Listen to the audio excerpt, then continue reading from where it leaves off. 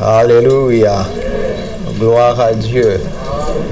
Gloire à Dieu. Amen. Gloire à Dieu. Alléluia. Est-ce que tu t'es regardé au miroir ce matin? Vous êtes sûr?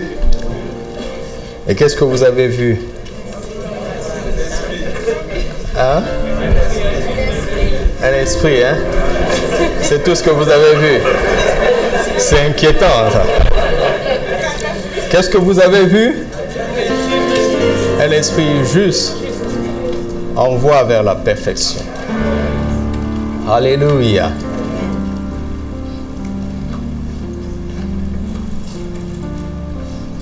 Es-tu conscient que tu t'es approché d'un esprit juste, plus parfait que toi?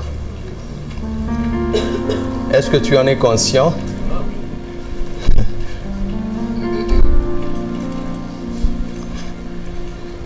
Cela se trouve dans Hébreux 12, à partir du verset 22 au verset 24, mais pour économie de temps, nous n'allons pas le lire. Ce matin, j'ai emmené une bonne nouvelle de la part du Seigneur. Il m'a dit de nous parler de ceci. Redevenir une merveilleuse créature. Redevenir une merveilleuse créature. Alors, nous allons parcourir la parole de Dieu simplement en la recevant avec foi. Commençons dans Romains chapitre 3. Il n'y a pas un verset nouveau que je vais lire aujourd'hui. La plupart des passages sur lesquels nous allons méditer ce matin sont très connus. Et ce n'est pas en vain que certains passages de la Bible sont le plus connus. Cela est voulu du Saint-Esprit. Alléluia. Romains chapitre 3, verset 23.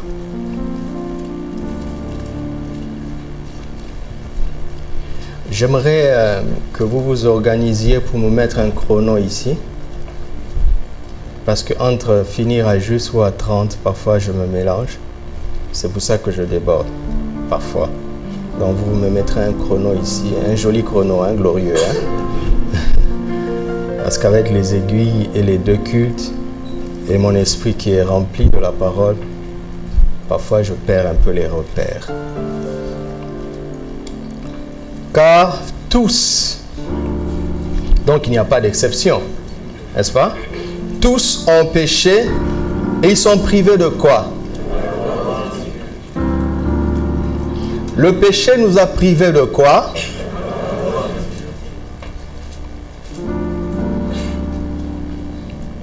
Vous savez, vous connaissez la suite. Mais avant de...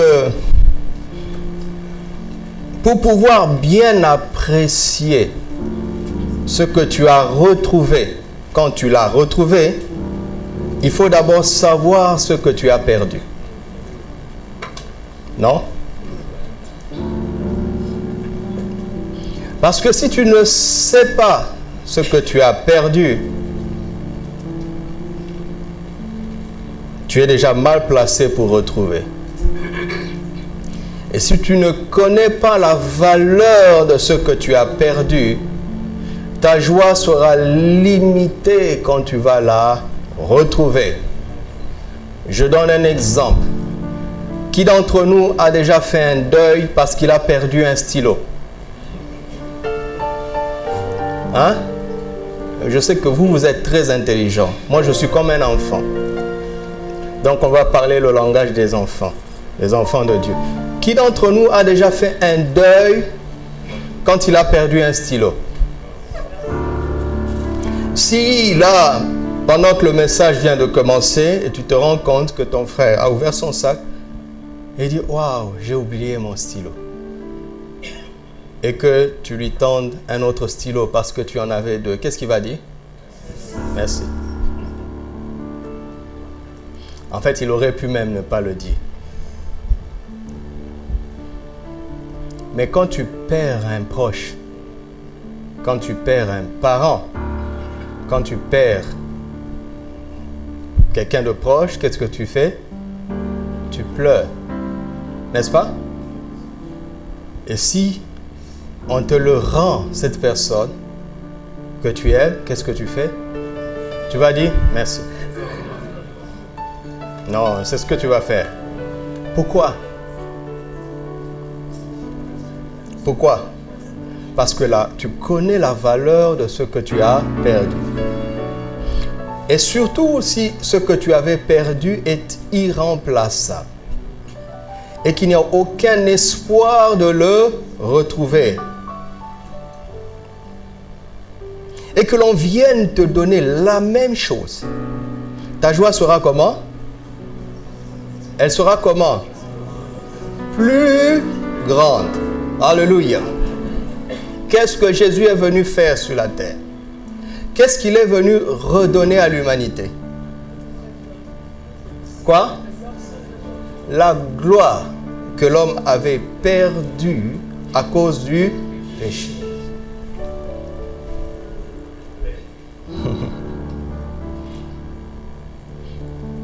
Est-ce que tu l'as déjà retrouvé?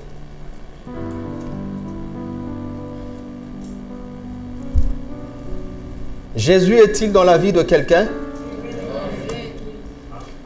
Est-ce que la gloire est là? Comment tu le sais?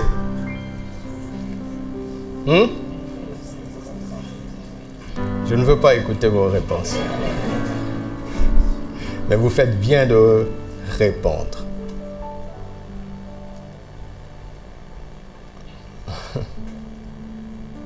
Jésus est venu redonner à l'homme la gloire qu'il avait perdue, la gloire de Dieu qu'il avait perdue à cause du péché. Et il l'a déjà fait. Genèse 1, 26 à 31.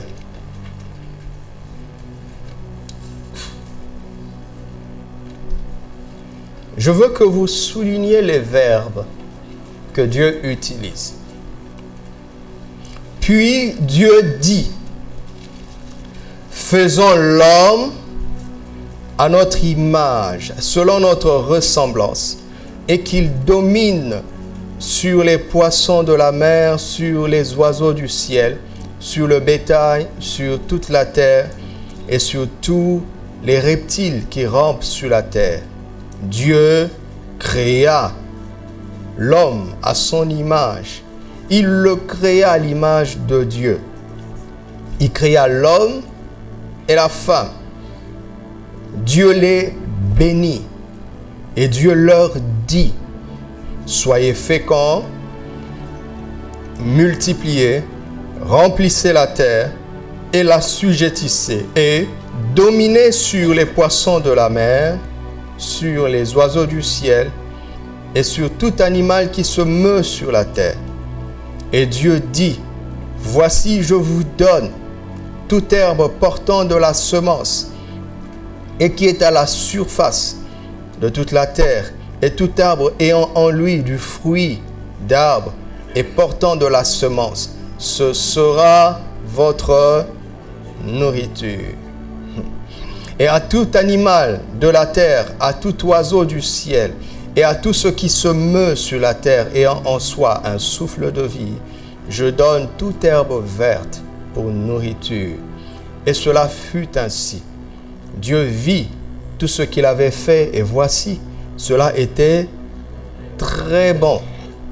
Ainsi, il y eut un soir, et il y eut un matin, ce fut le 6e jour. Lorsque nous regardons à travers ce miroir, nous parvenons à la conclusion que l'homme ne pouvait qu'être une merveilleuse créature. Cet homme-là, n'est-ce pas? Créé à l'image de Dieu. N'est-ce pas?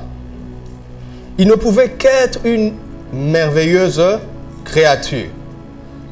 Même si le mot merveilleuse créature n'est pas ici, quand nous prenons tout ce que Dieu a dit, nous arrivons à la conclusion naturelle selon laquelle l'homme ne pouvait qu'être une merveilleuse créature. Et la preuve,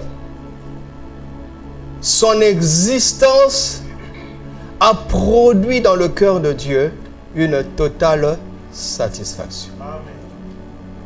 Avant lui, tout ce que Dieu faisait était bon. Avec lui, tout ce que Dieu a fait est très bon. C'est la venue de l'homme qui amène la mention très bien dans l'ouvrage de Dieu. Sans l'homme, ce que Dieu fait est bien. Avec l'homme, ce que Dieu fait est très bien.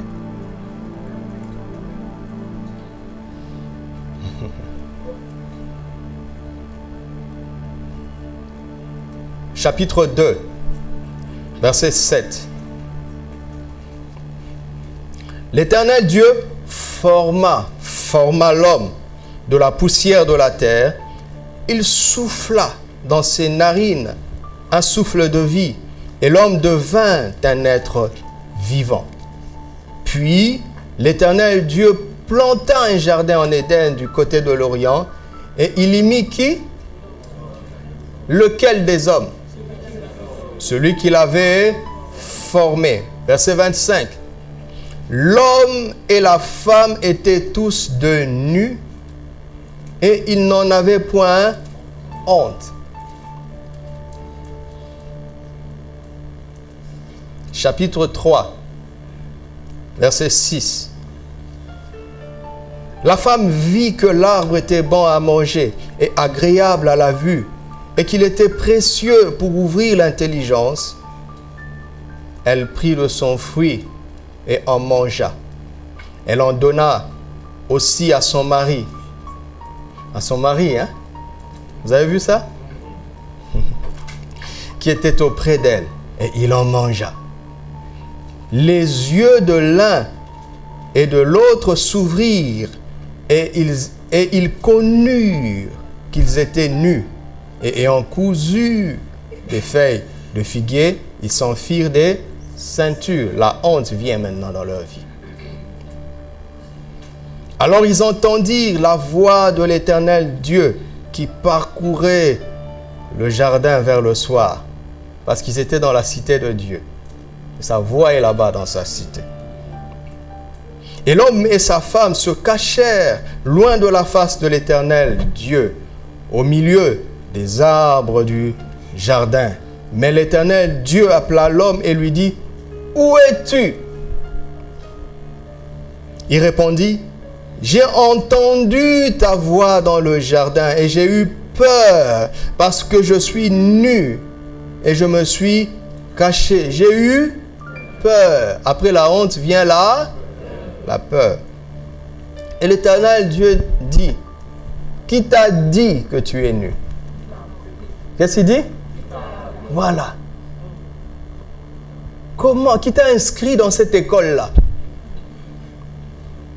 Hein? Où est-ce que tu as appris ça?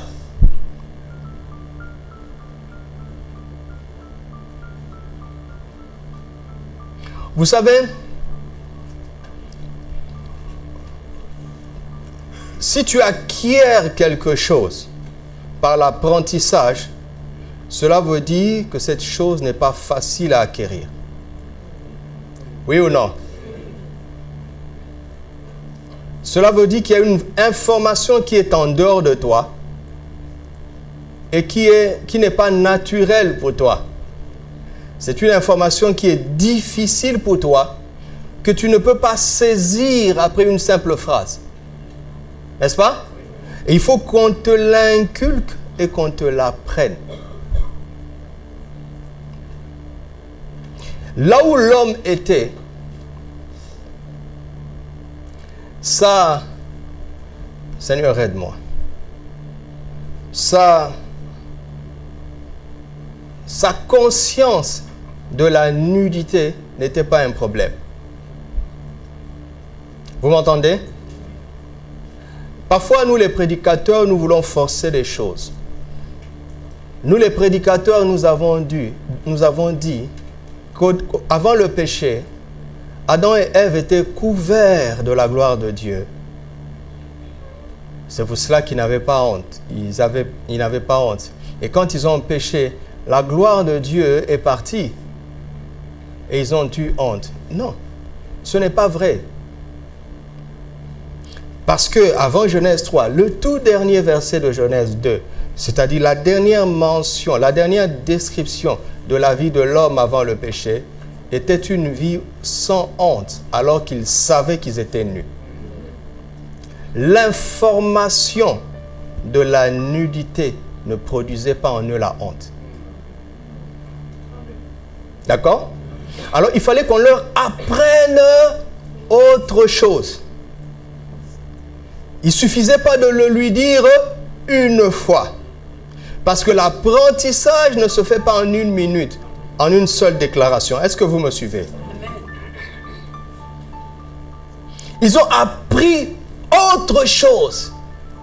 Et à cause de ce qu'ils ont appris, l'état qui autrefois ne produisait pas la honte en eux, le même état a produit la honte après.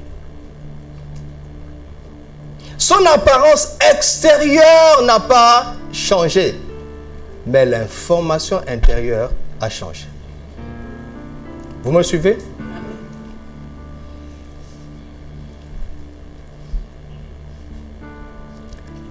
Deuxièmement, de dire que l'homme était recouvert de la gloire de Dieu, c'est tout simplement ne pas comprendre ce que veut dire le mot gloire. Vous savez aujourd'hui, parce que tous ont péché et sont privés de quoi? De quelle gloire? La gloire de Dieu. Pas la gloire, mais la gloire de Dieu.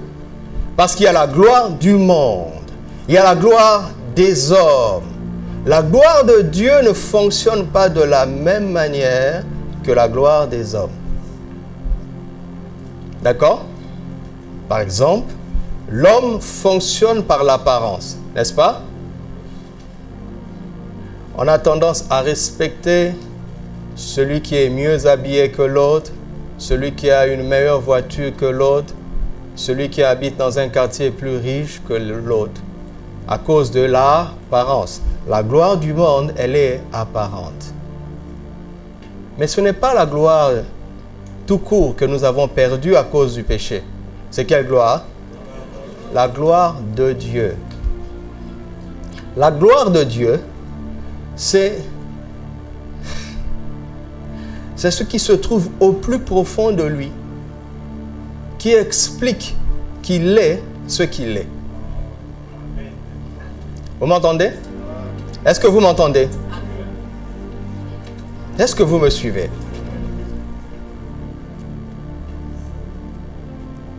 Il y a quelque chose en lui qui explique qu'il est et qu'il fait ce qu'il est.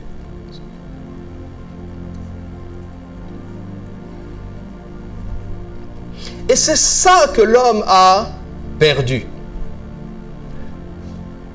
Et parce qu'il n'y avait plus rien en lui, il a commencé à se définir, à se déterminer par son apparence.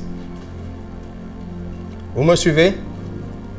Quand il n'y a rien en toi, tu fais beaucoup d'efforts à l'extérieur. Plus il y a quelque chose de valeureux en toi, moins ton apparence compte. Ou bien, moins tu te détermines, tu te valorises à partir de l'extérieur.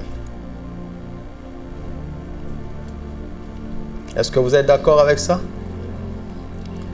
Donc, si Jésus est venu restaurer cette gloire, ne vous trompez pas. Il est venu ramener ce dépôt au-dedans de nous. Le dépôt de la gloire de Dieu. Quand elle revient en toi et que tu en prends conscience, ton regard de toi-même change. Ton regard du monde, de l'autre change. Parce que quand l'homme a péché, il a commencé à se regarder avec honte. Il a commencé à regarder son prochain, qui était Ève, avec honte. Alors qu'avant, il n'avait pas honte. Il n'avait pas peur. La même voix venait avant, elle ne les effrayait pas. La même apparence ne leur faisait pas honte. Mais quand, à l'école du péché, la gloire est partie, la situation extérieure n'a pas changé. Vous me suivez?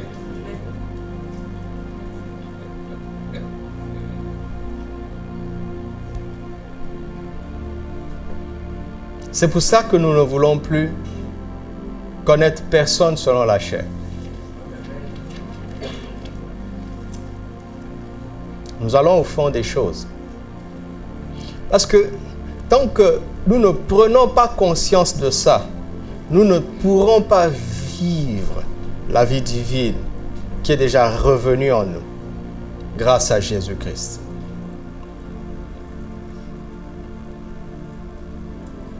Alléluia. Qu'est-ce qui me prouve que la gloire de Dieu était dans l'homme? C'est la déclaration de Dieu lui-même. Il dit, faisons l'homme à quoi? Et puis, selon. Répétons, faisons l'homme et... Répétons, faisons et...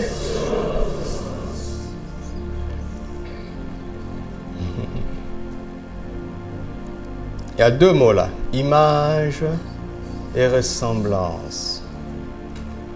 J'ai commencé ma vie chrétienne avec ça. Le Saint-Esprit m'a dit ceci.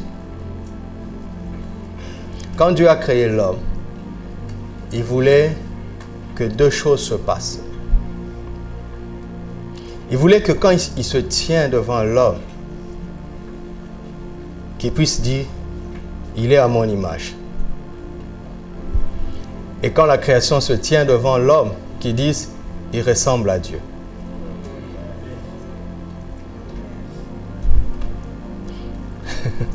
Quand Dieu a créé l'homme, son intention la plus profonde était ceci.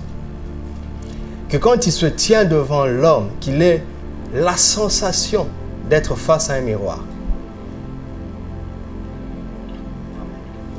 Et que la création, quand elle se tient en présence de Dieu, qu'elle ait l'impression, en présence de l'homme, qu'elle ait l'impression qu'elle se tient en présence de Dieu.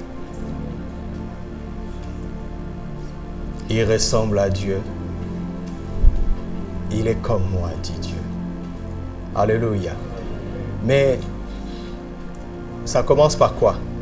Ça commence jamais par la ressemblance. Ne mettez jamais la ressemblance avant l'image. D'accord? Parce que pour ressembler à Dieu, il faut d'abord avoir son image. Si tu n'as pas conscience de l'image de Dieu en toi, tu auras du mal à avoir le comportement de Dieu.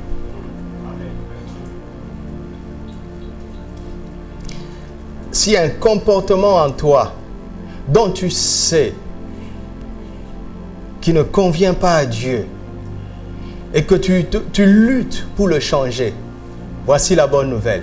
Prends conscience de l'image de Dieu en toi et cela va induire la ressemblance, le changement de ton comportement.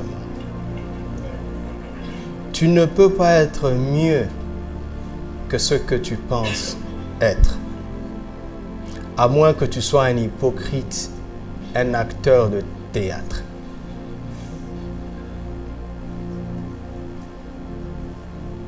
C'est pour cela, entre autres, quand Paul veut corriger le problème de l'impureté à l'église de Corinthe, vous savez ce qu'il vient leur dire? Il vient leur dire, mais vous ne savez pas, ne savez-vous pas que votre corps est le temple du Saint-Esprit. Tu ne peux pas corriger le problème d'impureté en mettant des lois. Oh, vous savez, à l'église, il ne faut pas pratiquer la sexualité avant le mariage. Oh, vous savez, à l'église, il ne faut pas avoir de petits amis et de petites amies. Mais moi, je ne comprends pas pourquoi tu veux un petit ami. Toi qui es grand comme ça. Vous voyez le langage? Toi qui es grand comme ça, tu veux un petit ami. Tu es en train de te rabaisser? Vous riez? Certes. Mais vous savez, ça ne change pas grand-chose, n'est-ce pas? Pourquoi? Parce qu'on produit des chrétiens hypocrites. Very, very hypocrites. Ils échappent à tous les radars religieux, ecclésiastiques. Ils trouvent des parades. Ça ne va pas très loin. Mais montre à quelqu'un ce qu'il est réellement. D'accord? Et il comprendra par lui-même que ça ne lui convient pas. Lave un porc comme tu veux. À la première occasion, il ira dans la boue.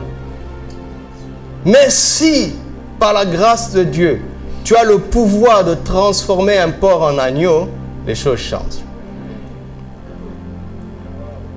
Noé, garde le corbeau comme tu veux dans l'arche. Le jour où tu ouvres la porte, il ne reviendra plus parce qu'il y a de la pourriture dehors. Mais la colombe ne peut pas rester là-bas.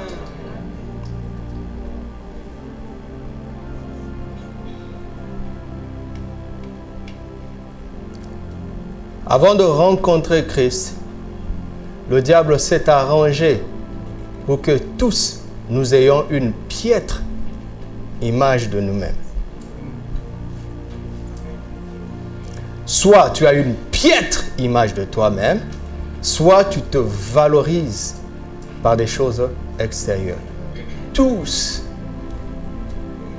Vous savez, dans l'église, on prêche des messages psychologiques. Oh, tu sais, mes parents m'insultaient. Ils disaient que je suis bon à rien. C'est pour ça que ces paroles me poursuivent jusqu'à aujourd'hui. Mais comment se fait-il que l'autre, à qui l'on ne disait pas qu'il est bon à rien, il a les mêmes travers? Vous entendez? Il n'y a pas de cure d'âme à faire. Il n'y a pas, comme j'entends partout, des blessures intérieures dont on doit être guéri. Non, il faut juste recevoir l'évangile. Et accepter que je suis ce que Dieu dit que je suis. Écoutez-moi, est-ce qu'un compliment d'un homme peut te changer? Hein? Regarde, si tu es convaincu que tu es moche, si un homme te dit que tu es beau, est-ce que tu vas croire? Tu peux croire, mais quand tu te regardes au miroir, tu dis, mais ça ne m'a pas changé. Mais à tous ceux qui ont cru à sa parole, la parole aura donné le pouvoir. Quand Dieu te fait un compliment, son compliment te transforme. Son compliment te change. Ça te change à l'intérieur. Et tu deviens sûr de toi. Tu n'attends pas que les hommes le reconnaissent. Parce que ce n'est pas ça qui te détermine. Et quand on te méprise, tu ne pleures pas. Tu n'es pas affecté.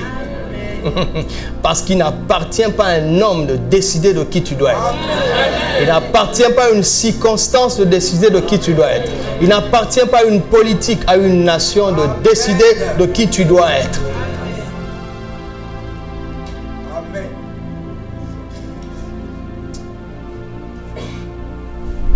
Regardez. Dites avec moi, Dieu est sage. Dieu est sage. Voilà. On va faire une démarche dans la sagesse de Dieu. Dans Genèse 1, 26, Dieu plante les décors. Il montre son intention. Pourquoi? Parce que jusque-là, il a commencé à faire de bonnes choses. Mais il n'avait jamais la mention très bien. Et pour Dieu, avoir la mention bien, c'est échouer. Vous entendez, étudiants? Que les étudiants me répondent. On n'a pas d'étudiants excellents ici, hein? Écoutez-moi, pour Dieu, avoir la mention bien, c'est échouer. Que les étudiants disent... Étudiants, écoutez-moi. Tant que tu as la mention bien, tu n'as pas réussi. Que les étudiants disent... Je recommence. Étudiants, tant que tu as la mention bien, tu n'as pas réussi.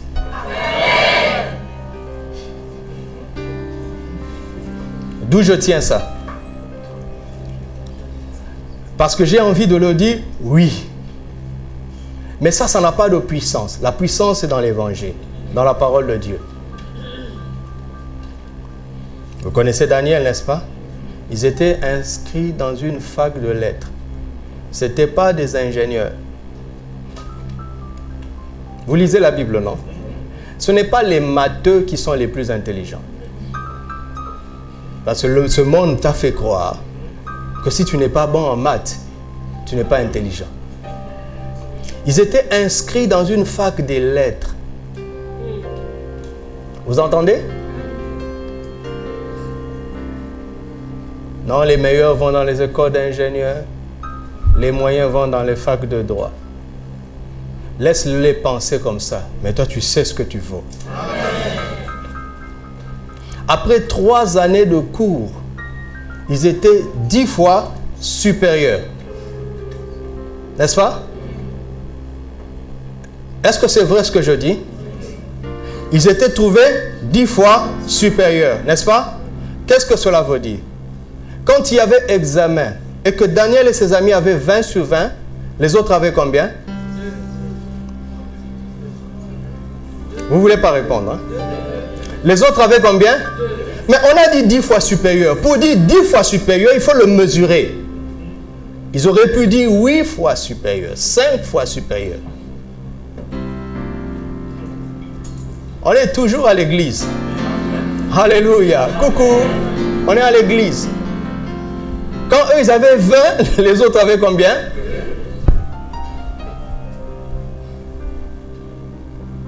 Pour que les autres aient 10, eux, ils devaient avoir combien? 100 sur 20, ce n'est pas possible. Mais ça veut dire, par exemple, que si ce jour-là, la moyenne de la classe était de 10 sur 20, ça veut dire que Daniel et ses amis avaient fait le contrôle en 1 minute. C'est tellement banal. Tu as besoin de combien de temps pour répondre à cette question? Je vais vous poser une question. Vous allez chronométrer le temps qu'il vous faut pour répondre. Que je le fasse? On peut jouer à ce jeu-là? Hein? On peut jouer à ce jeu-là? Vous êtes prêts à chronométrer? 1 plus 1? Ça vous a pris combien de temps? Pourquoi? C'est trivial, c'est banal. Je suis en train de nous montrer comment faire fonctionner la gloire de Dieu en vous, le Saint-Esprit en vous.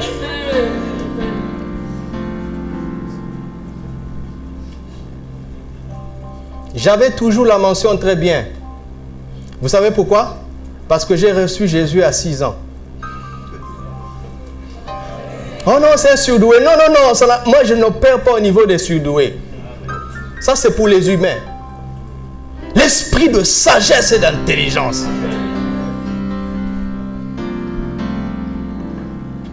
Regarde. Comment tu vas changer de statut dans la vie? Comment tu vas modifier les choses sur la terre en prenant conscience de ce que tu es en esprit?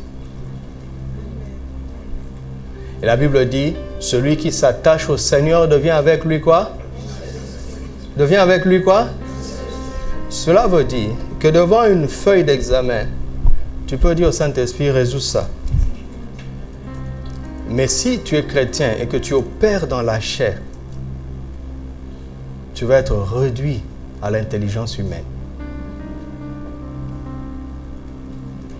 Peu importe le domaine où tu te trouves, si tu apprends à être spirituel,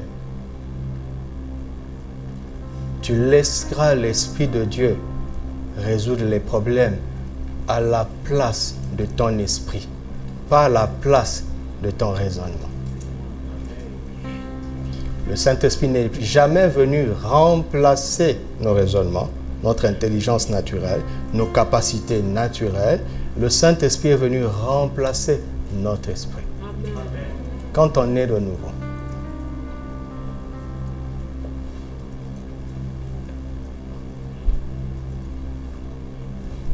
Dites-moi, quelle est l'image que vous avez de Samson?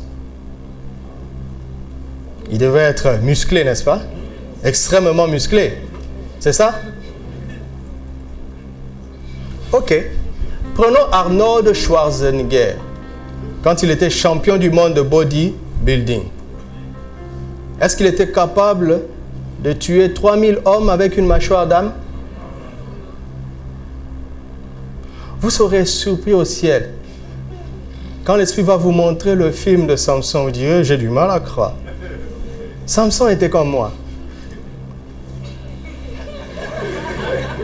Vous ne croyez pas? Mais l'onction du Saint-Esprit. Vous voyez, il y a des images qu'on a depuis l'école du dimanche qui limitent notre compréhension de la parole de Dieu. Parce que quelque part, on attribue la puissance de Samson à ses muscles. Est-ce que j'ai besoin de l'onction du Saint-Esprit pour soulever cette Bible? Non, c'est à ma portée.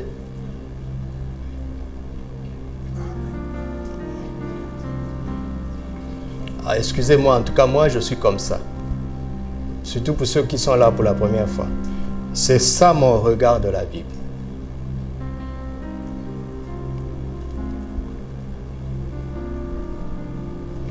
Et dans ces derniers temps, Dieu veut révéler des esprits de justes sur la terre. Tu n'as pas l'idée de ce que tu vas manifester en croyant à la parole de Dieu. Tu n'as pas l'idée.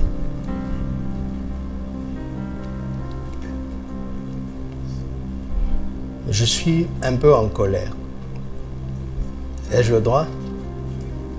Est-ce que j'ai le droit? Non, ça dépend. Ça dépend de quoi? Il faut dire d'abord, ça dépend de quoi? De tous les articles que les chrétiens s'échangent entre eux pour expliquer l'exploit du nouveau président français.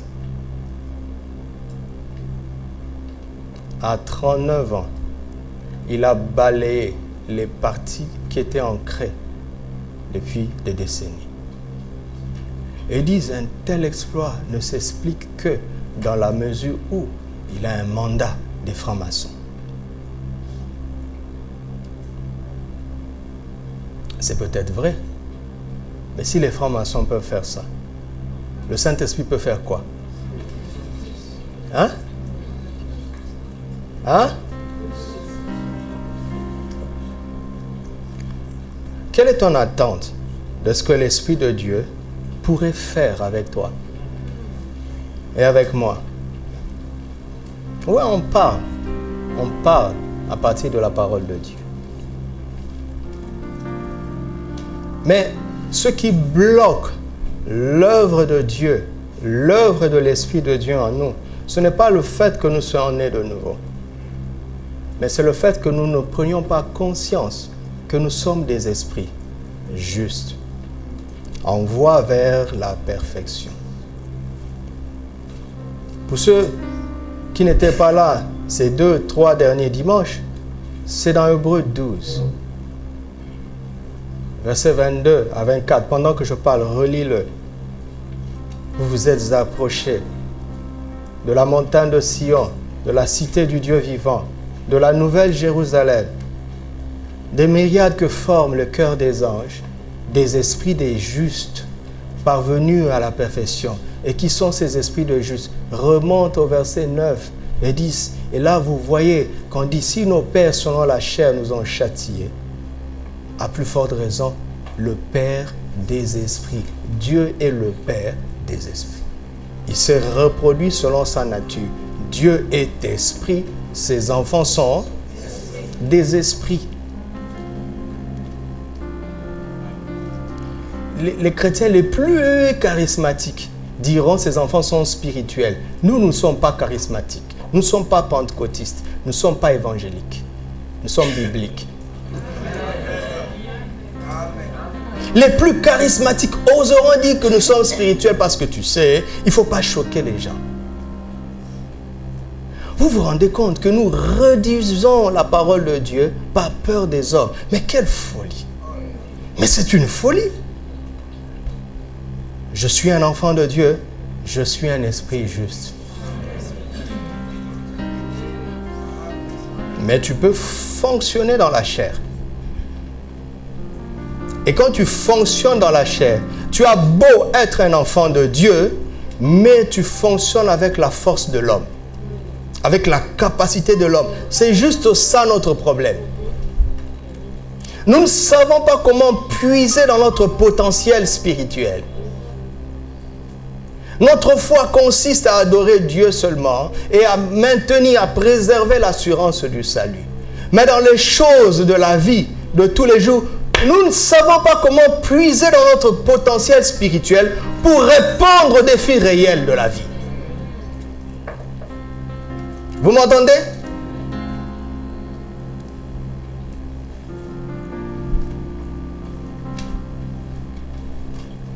Ça m'énerve que je n'ai pas assez de temps. Regardez. J'étais en train de dire que nous allons faire une démarche dans la sagesse de Dieu. Dieu annonce le genre d'homme qui va lui donner la mention très bien. N'est-ce pas? Vous me suivez? Dieu a une idée exacte de ce qui lui manque pour avoir la mention très bien. D'accord? Il sait ça. Alors il annonce, il dit, faisons l'homme à notre image, selon notre ressemblance. Ça, il annonce le projet. Vous comprenez? Il annonce le projet. Maintenant, quand il commence à mettre en place son projet, il dit, créons. Hein? Il a créé cet homme. C'est-à-dire que la position de créature n'est pas la finalité. Mais c'est le point de départ pour parvenir à l'état d'homme fait. Vous avez entendu ça plus tard, n'est-ce pas? Dans le Nouveau Testament. Parvenir à l'état d'homme fait. À la mesure. De quoi? De la statue. Comment? Cela veut dire que pour Dieu, pour que l'homme devienne un homme fait, d'accord? Pour qu'il puisse dire, j'avais prévu de faire, là j'ai réussi. Qu'est-ce qu'il faut? Il faut tout simplement que cette personne devienne comme Christ. D'accord? D'accord? Mais dans Genèse 1, Christ n'était pas encore révélé. Dieu dit, faisons l'homme à notre image. Dieu est en train de dire, nous avons une image. Vous comprenez? Nous avons une image. Nous sommes trois, nous avons une image. Il y a une image qui nous représente. D'accord? Alors je veux faire un homme selon, pas nous, selon cette image-là. L'homme doit ressembler à cette image-là. Il y a une image qui nous représente et je ne veux pas faire l'homme comme nous, mais comme cette image. Parce que s'il est comme cette image, il est comme nous. Et plus tard, Paul va dire, Jésus est l'image visible de Dieu invisible. Parce que Dieu est esprit, n'a pas de chair. Mais Jésus est venu, il avait la chair. Il était humain comme toi et moi. Il était tenté comme toi et moi, sans jamais commettre de péché. Et Dieu regarde, il dit, si j'arrive à faire de cet homme-là, le rendre capable de résister à la tentation, il est comme Jésus. Et s'il est comme Jésus, on est satisfait. Parce que s'il est comme Jésus, il est comme nous. Amen. À partir de là,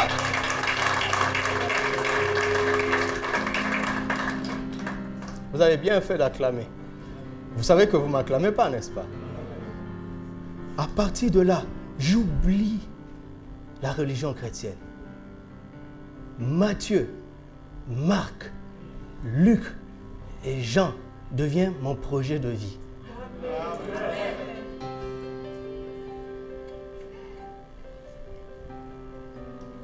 Vous voyez comment c'est réel? Ça devient mon projet de vie.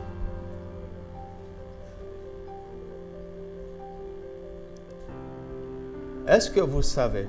Parce que souvent on nous dit que l'Ancien Testament, c'est pour les Juifs. N'est-ce pas? Les 4 évangiles, c'est pour Jésus. Les actes des apôtres, c'est pour les premiers disciples. Et les épîtres, c'est pour l'Église. Ce n'est pas vrai. Les épîtres, c'est quoi? C'est des lettres adressées à des communautés. Ce sont des messages collectifs. D'accord? La vie de chacun d'entre nous est dans les 4 évangiles. Chaque chrétien doit apprendre à s'identifier à Jésus dans les 4 évangiles. Maintenant, dans les épîtres, on va nous montrer comment faire fonctionner ça ensemble. Pourquoi? Je vais vous donner un exemple très simple.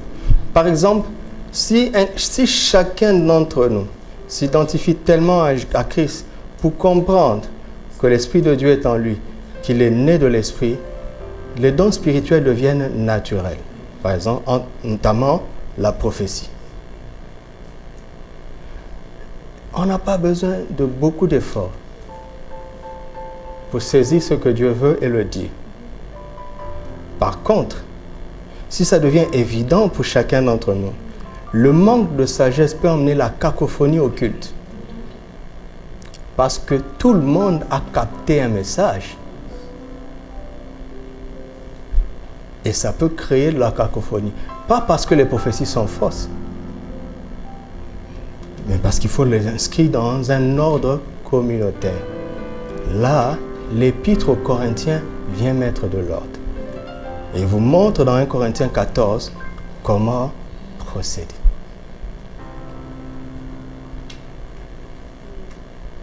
Ta vie, ainsi que la mienne, se trouve dans les 4 évangiles.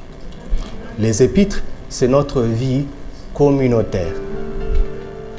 Les actes des apôtres, c'est comment les individus et les églises ont fonctionné avec la conscience qu'ils étaient maintenant des enfants de Dieu, c'est-à-dire comme Christ.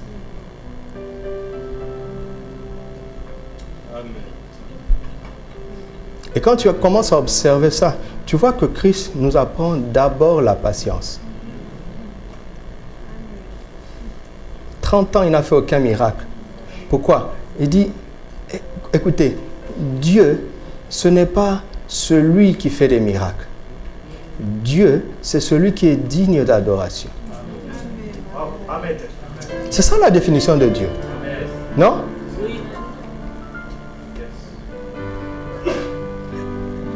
Tu peux penser que tant que tu n'as pas ressuscité un mort, la gloire n'est pas encore revenue. La gloire, ce n'est pas la puissance. Amen. Mais la gloire, c'est ce qui induit la puissance. L'image avant la ressemblance. Amen. Est-ce que quelqu'un sait ça?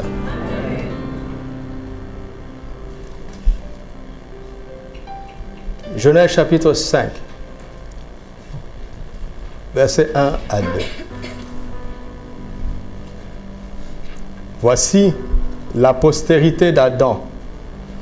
Lorsque Dieu créa l'homme, Il le fit à la ressemblance de qui? Reste au verset 1er. Vous êtes en train de suivre? Vous êtes en train de me suivre? Écoutez, ça, ce n'est pas un enseignement. C'est une communication. Donc, tu dois me suivre calmement.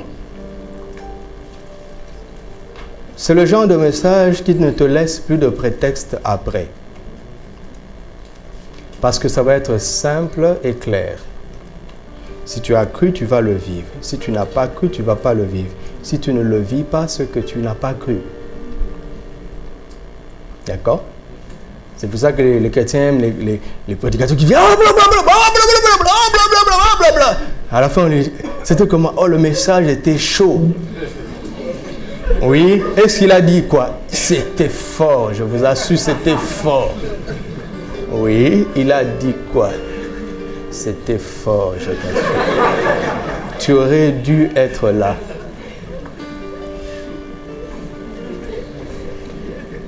Oh, c'était quoi le test de base? Ah, je pense que c'était dans la Bible, hein? Mais ça devait être dans la Bible.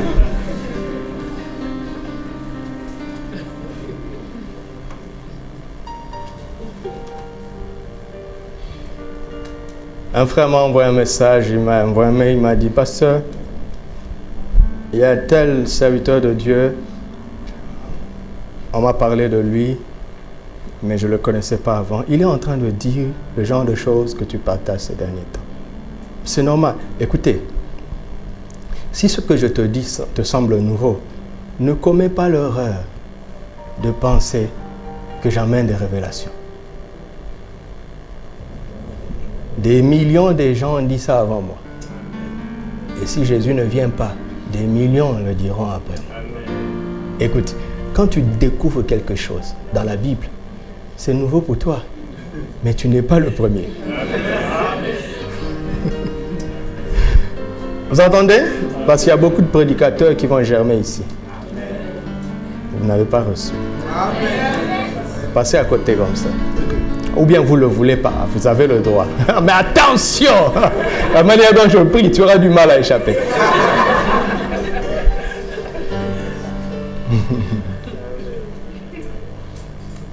Ce n'est pas possible d'arriver dans ces choses 4000 ans plus tard et de prétendre découvrir ce que personne n'a découvert avant toi. Oui, ça casse l'orgueil en même temps. Franchement, 4000 ans après. Ah non, non, non. Il n'y a rien que je découvre aujourd'hui pour lequel je sois le premier. Rien. Rien. Regardez. Allez fouiller les anciens hymnes. Écoutez les paroles. Waouh! Mais qu'est-ce qu'ils avaient compris de l'évangile? En 1600. Quelle honte! Donc, hier, j'ai pris ce message, j'ai commencé à écouter. Je me suis arrêté à la 10e minute. Je continuerai après. Mais c'est très bien ce qu'il dit. Mais je disais, c'est dommage, il s'agite trop. C'est dommage. C'est dommage.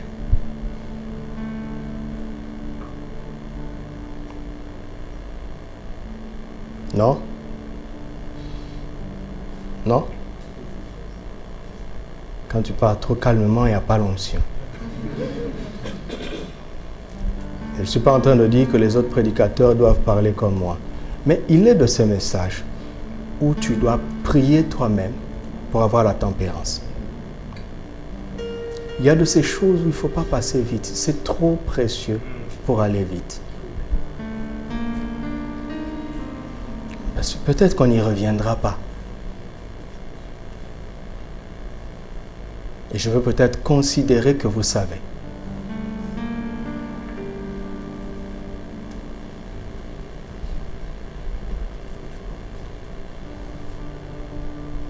Voici le livre de la postérité d'Adam. Lorsque, qui créa l'homme? Il le fit à la ressemblance de...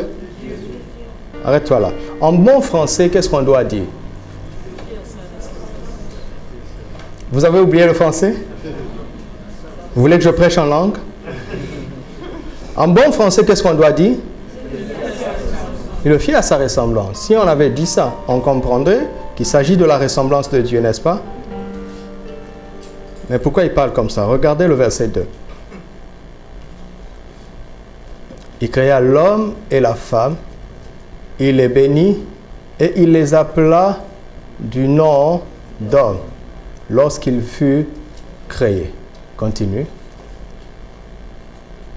Adam, âgé de 130 ans, engendra un fils à... Et... Ça vous rappelle quelque chose? Ça vous rappelle quoi?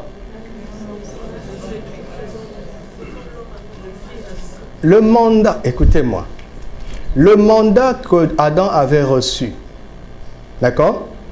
Et pour lequel Dieu l'avait rendu fécond, n'est-ce pas? C'était quoi? Qu'il se reproduise et qu'il se multiplie. Sachant que Dieu avait posé un principe. On se reproduit selon son espèce. La race humaine n'existait pas. Adam était de race divine. Et Dieu l'a béni. Il l'a rendu fécond. Pourquoi? Pour qu'il reproduise l'image de Dieu et la ressemblance de Dieu. Mais quand le péché est venu, le péché a coupé ça. Le péché a enlevé l'image et la ressemblance de Dieu dans l'homme. Et l'homme est devenu capable de se reproduire lui-même. Vous entendez ça?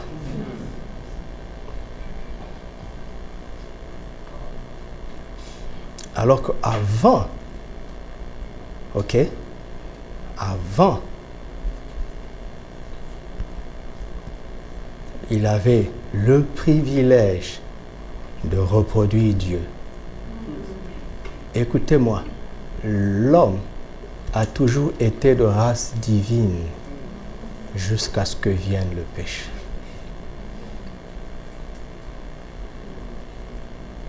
C'est pour ça que les pères spirituels, ils ne se reproduisent pas, mais ils reproduisent Christ dans les humains qui croient.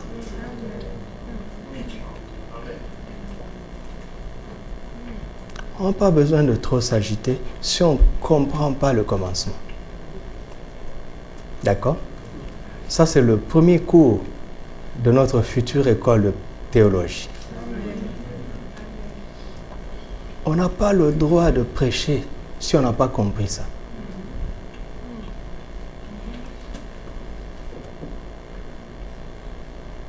C'est pour ça que vous voyez des pasteurs qui tiennent à ce que les choses se fassent par rapport à eux.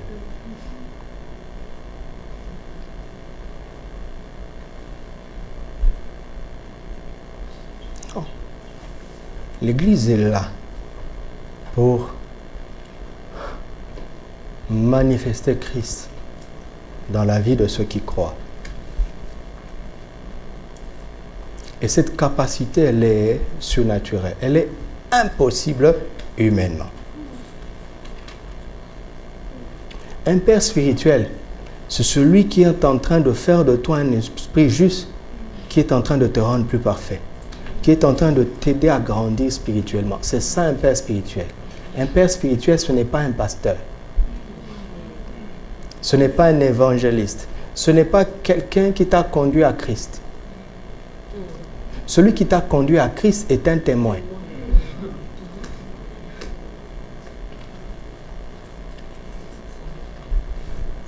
Dieu nous donne tout ça pourquoi? Ce sont des supports. Ce bâtiment est un support. La chaise sur laquelle tu es assis est un support. Ce temps est un support. Ce culte est un support. Ce micro est un support. Dans quel but? Dans quel but? Dans le but de nous donner la parole de foi qui fait grandir Christ en nous.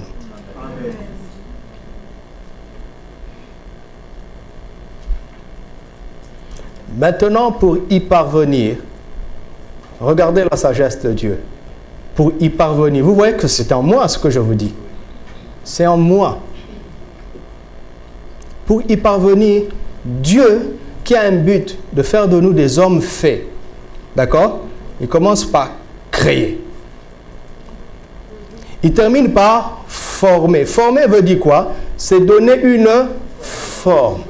Former, c'est la dimension naturelle de l'homme, parce que l'esprit n'a pas de forme. C'est pour ça qu'il dit dans Jean 3, 16, celui qui est né de l'esprit est comme le vent. On ne sait ni d'où il vient, on ne sait ni d'où il va. On ne peut pas le cerner parce qu'il n'a pas de forme. Il n'a pas de limitation. Sais-tu que tu n'as pas de limitation? On ne peut pas te bloquer. On ne peut pas prévoir ce que tu vas faire en esprit. On ne peut pas. Il n'y a aucun système qui puisse te bloquer. Dis-moi, quel est cet endroit sur la terre où il n'y a pas d'air? Où il n'y a pas de vent? S'il n'y a pas de vent, il n'y a pas de vie. D'accord? C'est pour ça qu'il n'y a pas un endroit où on puisse te bloquer. Il n'y a pas un endroit où on puisse me bloquer. C'est ça ma mentalité. Si Dieu me dit de faire quelque chose, je considère déjà que je vais y arriver. Il n'y a pas quelque chose qui puisse m'empêcher. Parce que je suis comme le vent. Dis, je suis comme le vent. Je suis né de l'esprit, je suis comme le vent. On ne sait ni d'où je viens, ni où je vais. Il en est ainsi de tout ce qui est né de l'esprit.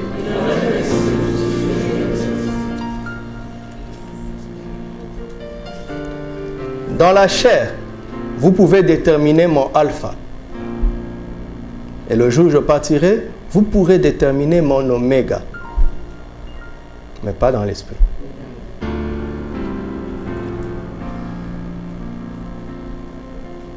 Donc, créer, c'est la dimension naturelle. Spirituelle, merci. Spirituelle. Et former, c'est la dimension naturelle. C'est pour ça qu'on dit, si quelqu'un est en Christ, il est une nouvelle. Tu dis, mais je suis en Christ, mais je vois en moi les choses extérieures sont toujours là. Oui, mais ce n'est pas grave. À l'intérieur, ce que tu es n'a plus rien à voir avec ce que tu étais. Les choses anciennes sont passées. Toutes choses, absolument tout, sont devenues nouvelles. Mais qu'est-ce que Dieu veut? Il t'emmène au jardin de l'église, là où on te donne la forme extérieure qui convient à ce que tu es en esprit à l'intérieur. L'église est un jardin. Nous sommes dans un jardin ici.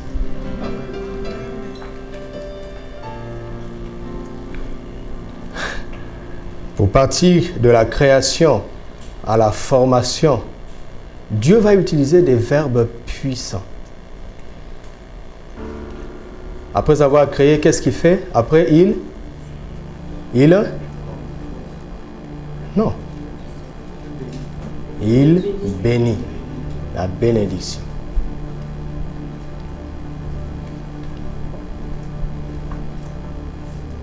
Alléluia.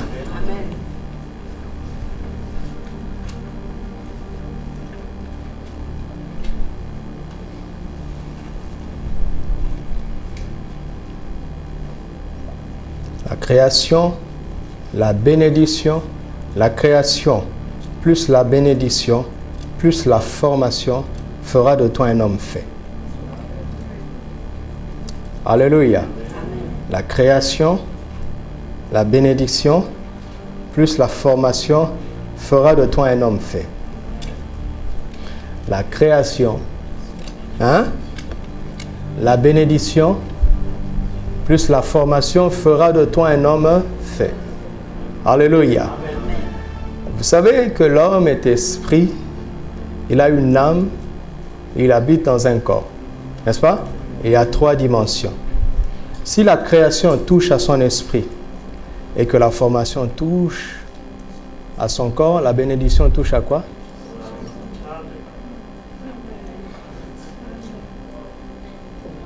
Bénir, c'est dire du bien. Vous comprenez? C'est pour ça que constamment il dit du bien de toi, pour que ça affecte ton âme. Ça affecte ton âme. Ça affecte ton âme. Te donne des paroles d'affection, des paroles d'appréciation, des paroles d'encouragement, des paroles d'exhortation, des enseignements, des convictions, des corrections pour ton instruction. Il bombarde ton intelligence par sa parole. Et sa parole est la bénédiction ultime. Il parle là-bas, et il parle là-bas, il parle là-bas. Pourquoi? Pour que tu sois renouvelé, que ton intelligence soit renouvelée, afin qu'il y ait une relation directe entre ce que tu es en esprit et ce que tu es dans le naturel. Il est en train de créer la connexion pour permettre à ton potentiel spirituel de se manifester à l'extérieur. Il faut que ton intelligence soit renouvelée.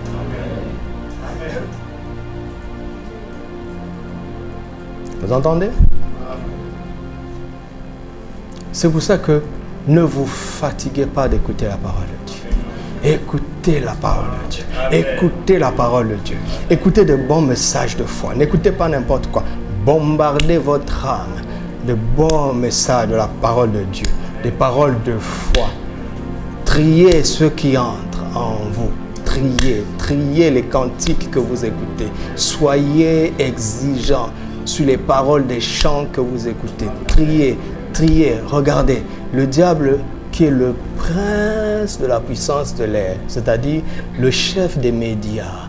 Regarde, à quoi ça sert de multiplier des chaînes d'informations, de mauvaises nouvelles qui redisent la même chose 24 heures sur 24.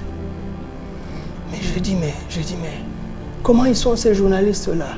Ils ne s'ennuient pas. D'abord, ceux qui parlent une fois, on met ça en boucle. Ce n'est pas qu'ils parlent tout le temps. Non. Quand ils ont fait la première info, on met ça en boucle. Jusqu'à ce qu'il y ait un mauvais événement en plus. On modifie. Mais pourquoi ne choisir que de mauvaises nouvelles? Et pourquoi multiplier? On a iTélé, on a BFM, on a France 24.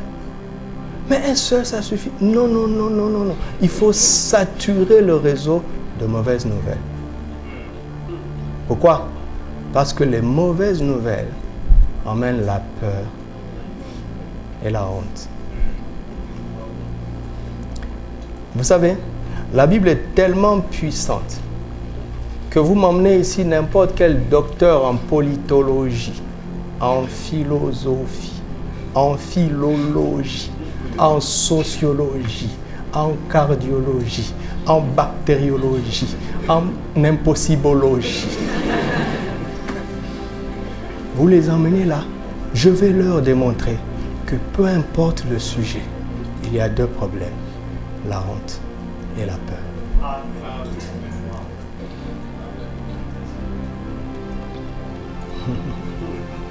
Regarde, les terroristes, ils génèrent la peur, n'est-ce pas? Mais ils font honte à leurs frères musulmans. Non? Et vous voyez, quand il y a un attentat, deux réactions. Les gens ont peur et les musulmans disent on ne se reconnaît pas dans ça. Ils commencent à se justifier. Pourquoi? Parce qu'ils ont honte de voir des gens se bombarder au nom d'Allah. Ils en ont honte. Dans ta maison, il n'y a que deux problèmes. La honte et la peur.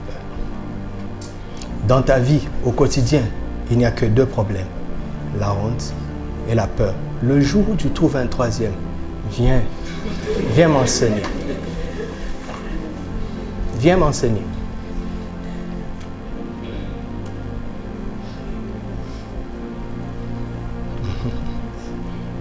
Alors, je veux conclure pour ici. Regardez. Lisons le psaume 8. Et je vais conclure. Je suis triste de ne pas avoir assez de temps. Mais en même temps, je suis peiné aussi parfois du désordre que je crée quand le premier culte termine à l'heure du deuxième culte. Pardonnez-moi, s'il vous plaît. Psaume 8.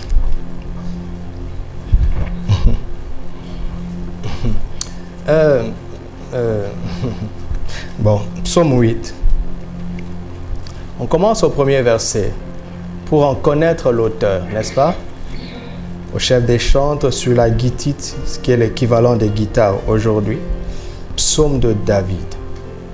Éternel notre Seigneur, que ton nom est magnifique. Ta majesté s'élève au-dessus des cieux par la bouche des enfants et de ceux qui sont à la mamelle. Tu as fondé quoi? Ah, le mot est là. Pour confondre tes adversaires et pour imposer silence à l'ennemi et aux rebelles, aux vindicatifs.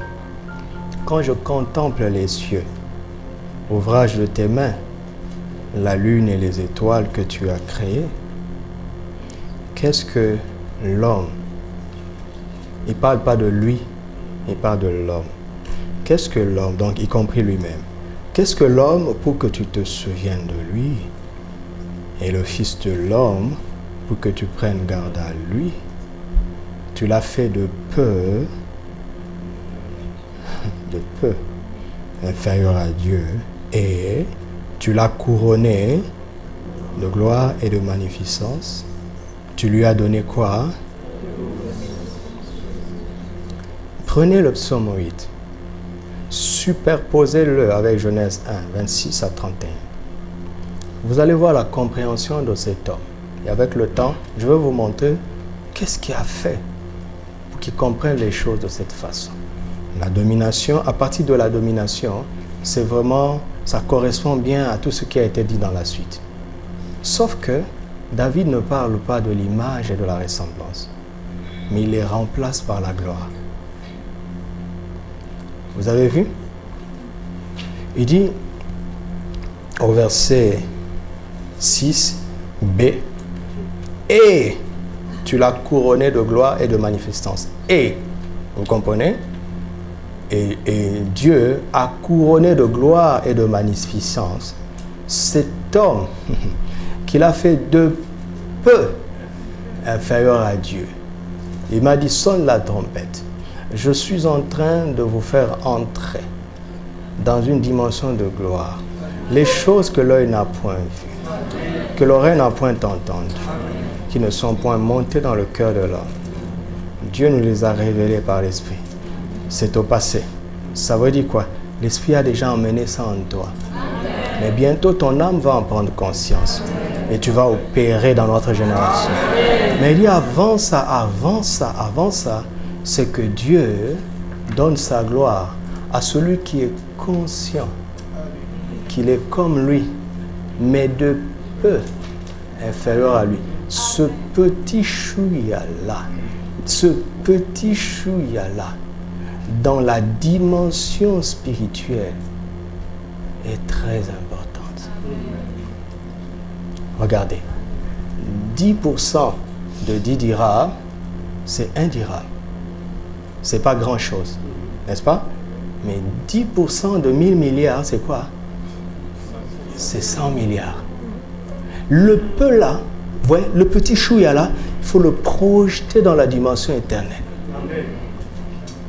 C'est pour ça que celui qui était l'image visible du Dieu invisible, Jésus, il n'a pas joué avec ça. Il n'a pas joué avec ça. Parce que ce petit chouïa là, c'est ce qui fait toute la différence entre la source de la gloire et nous. Et ce petit chouïa s'appelle l'amour de Dieu. Je l'expliquerai. Nous avons toute la vie pour ça. Ce petit chouïa-là s'appelle l'amour de Dieu.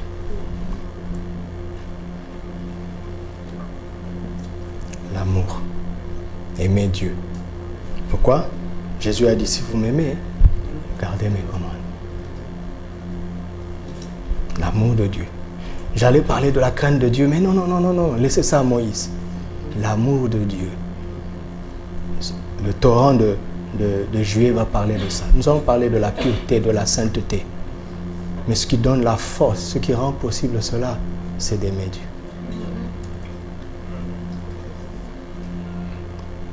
Vous entendez? Donc, David a découvert la gloire. Je vous ai dit qu'il y a combien de problèmes? Le péché a amené combien de problèmes? 2. La honte. La gloire résout quel problème? Le problème de la honte. Parce que la honte est aussi appelée l'opprobre. C'est une gloire négative. D'accord? David, je suis triste de ne pas avoir assez de temps. David a découvert la solution au problème de la honte, qu'est la gloire. Regardez. Comment est-ce que l'homme a eu honte? Comment est-ce que l'homme a éprouvé la honte pour la première fois? Comment? En ayant péché, n'est-ce pas? Vous me suivez encore? Qu'est-ce qui a poussé l'homme à pécher? C'est le diable. En quoi consistait la tentation? Il dit, mais non, vous ne mourrez pas, mais le jour où vous en mangerez, Dieu sait que vous deviendrez comme Dieu. Brisez le chouïa. Brisez ce chouïa-là, vous deviendrez comme lui. En brisant ce chouïa, vous perdez la gloire et l'opprobre vient.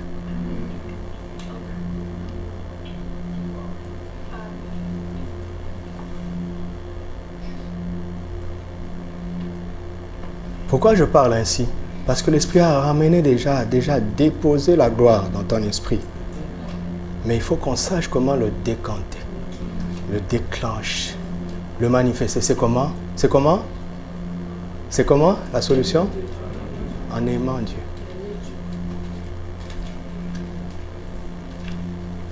Retenez ça d'abord comme ça. Lorsque vous lisez Matthieu 1:1, on dit de Jésus qu'il est fils de 2 personnes. Pas Joseph et Marie. Affiche ça. Abraham et David, n'est-ce pas? Qui est l'aîné entre Abraham et David? Hein? Pourquoi on commence par David? Ne jouez pas avec la Bible. Tremblez à chaque fois que vous voulez ouvrir la Bible. Tremblez.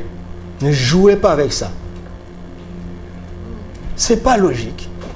On aurait dû dire le fils d'Abraham et de David. Qu'est-ce qu'on dit pourtant? Pourquoi? Parce que David a résolu le premier problème, celui de la gloire. Abraham a résolu le dernier, celui de la peur, étant le père de la foi.